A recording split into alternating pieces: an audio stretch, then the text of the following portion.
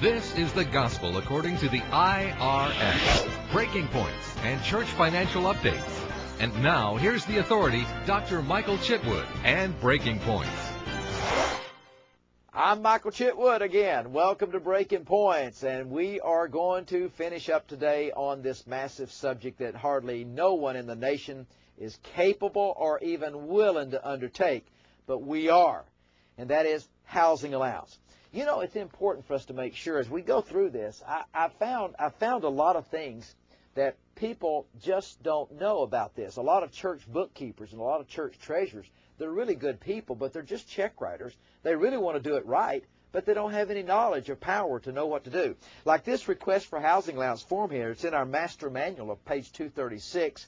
Some of you may have that with us because it's sold nationwide for the last 32 years. It's the national standard for clergy and church seminars. I want to go down this list with you today and complete the amounts that we recommend for your housing.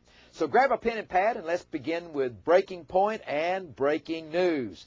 The first item that I gave you was you had to have a request for housing allowance form. In this page here, it's page 236 in our manual. You can use that, by the way, and I'd recommend that you just copy that because you have to turn this in every year. Yes, Pastor, you have to turn in a request for housing allowance every year. And your bookkeeper hasn't been getting that? Why not? Why haven't you told her? Could it be a lack of knowledge? Well, we know what happens if you have a lack of knowledge, don't we? So that's the reason why that the first item that you have is a request for housing allowance. Now, the items that go inside that would be down payment. We recommend about $25,000 as a guideline, as long as you're falling within the compensation levels. The second item is your house payment. Principal and interest and rent, that could be $25,000. And this is only for example purposes only. This is hypothetical. Real estate taxes is $2,000.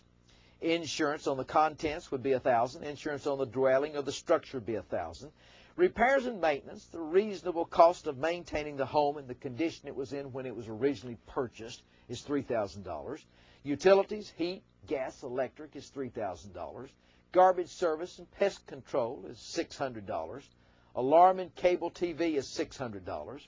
Lawn care is $600. Sewerage is $600. And then for furnishings, put down $10,000. All you do now is take a calculator and total that up, and I've already done that for you, and it comes to $72,400.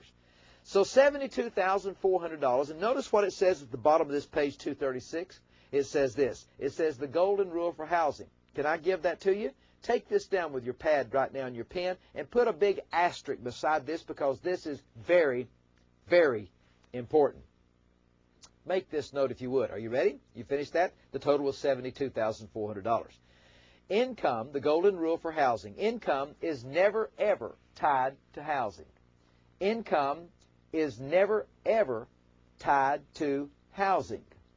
Now think about that for just a moment, and you're going to see revelation knowledge come forth on how you've been doing this wrong so you can get it corrected, because a lot of you bookkeepers / check writers, you've been hurting your pastor because you didn't have the knowledge.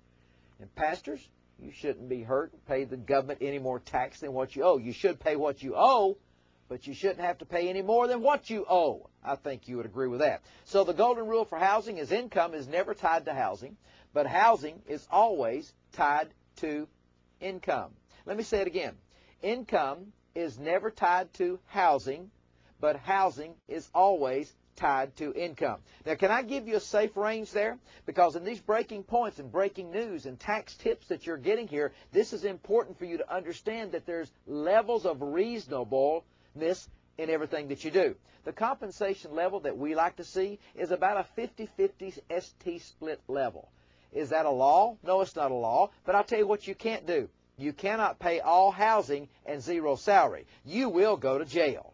Because the law says if you can call it housing, then portions of that could be called salary. So I want you to break it out for a reasonable amount. So if your housing was $72,000, guess what? We could pay you as much as $72,000 a year for your salary. The whole point is this. You must request a housing allowance form. Point 2, you must spend all that you get. Point 3, it's not subject to income tax if you spend it all. And point 4 is that you must pay SE tax on it unless you've opted out of Social Security. Housing allowance is a huge benefit for every pastor in America, make sure that you put it in now. Housing allowance is just one of the categories that go into the compensation support for the man or woman of God. Until next time, this is Michael Chitwood, and I'll see you later on Breaking Points. Breaking Points gives you the latest IRS updates and tax law. Pastor, if the IRS came to your church today, what would you say? If you really want your house of worship in order, call 1-800-345-9117.